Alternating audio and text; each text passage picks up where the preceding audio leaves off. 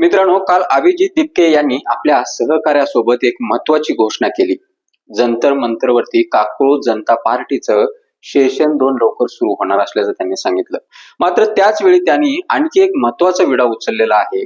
पुढील 2 महिन्यात जिल्हा परिषद आणि शासकीय शाळा भारतामधल्या सुधरवण्याचा विडा. अभिजित दिपके याचं म्हणणं स्पष्ट आहे. जर आपण सुरुवातीला 100 शासकीय शाळा सुधारू शकलो तर हे अभियान केवळ एका जिल्ह्यापुरतं, एका राज्यापुरतं मर्यादित न राहता देशव्यापी होईल आणि याची प्रेरणा देशभर पोहोचू शकते आणि हजारो शासकीय शाळेच्या सुधारणेला सुरुवात होऊ शकते. आता हे काम किती मोठं आहे याचा विचार करा. आजही ग्रामीण आणि सर्वसामान्य कुटुंबातील लाखो विद्यार्थी शासकीय शाळेमध्ये शिक्षण घेतात.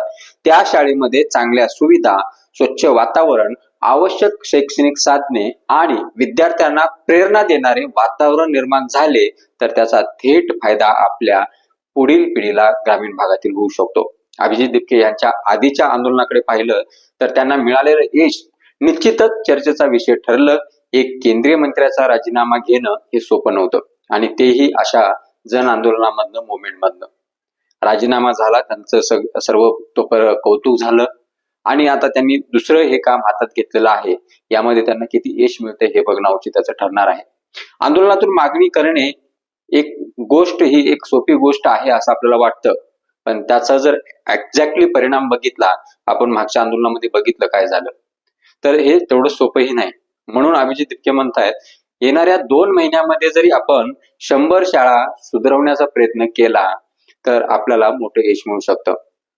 एखादी व्यक्ती कोणत्या पक्षात होती, कोणत्या विचारसरणीशी संबंधित होती, ती राजकीय आहे की अराजकीय आहे, ती कुठं शिकली, काय खाते, काय पिते, याच्याशी जनतेला काही देणं घेणं नाही. कारण शिक्षणाचा प्रश्न हा पक्षीय राजकारणापेक्षा मोठा आहे. शाळा चांगली झाली, विद्यार्थी चांगल्या वातावरणात शिकला, शिक्षकांना योग्य सुविधा मिळाल्या आणि ग्रामीण भागातील मुलांना शहरातील विद्यार्थ्यांसारखी संधी मिळाली तर त्याचा फायदा संपूर्ण समाजाला आणि देशाला होऊ शकतो. म्हणून अभिजित दिपके यांच्या या नव्या अभियानाकडे एक राजकीय आंदोलन म्हणून नव्हे तर शासकीय शिक्षण व्यवस्था सुधारण्यासाठीची एक संधी म्हणून पाहायला हवं असं मला वाटतं. मात्र त्याच वेळी प्रश्नही एक महत्वाचा आहे. 2 महिन्यात 100 शाळा सुधारण्याचे हे लक्ष्य प्रत्यक्षात कितपत साध्य होतं, त्यासाठी नेमकी कृती आराखडा काय असेल, सरकार, प्रशासन, शिक्षक, पालक आणि स्थानिक नागरिक यांचा सहभाग किती असेल, याचं उत्तर येणाऱ्या काळामध्ये आपल्याला स्पष्ट दिसणार आहे. पण एक गोष्ट मात्र नक्की, शासकीय शाळा सुधारण्याचा विषय पुढे येत असेल आणि त्यातून हजारो विद्यार्थ्याचं भविष्य उजळणार असेल तर या प्रयत्नाचं स्वागत झालंच पाहिजे असं मला वाटतं. आता तुम्हीच सांगा, अभिजित दिपके यांनी घेतलेला हा शासकीय शाळा सुधारण्याचा विडा तुम्हाला योग्य वाटतो का? 100 शाळापासून सुरू झालेलं हे अभियान खरंच देशभर पोहोचू शकेल का? यामध्ये यश मिळेल का?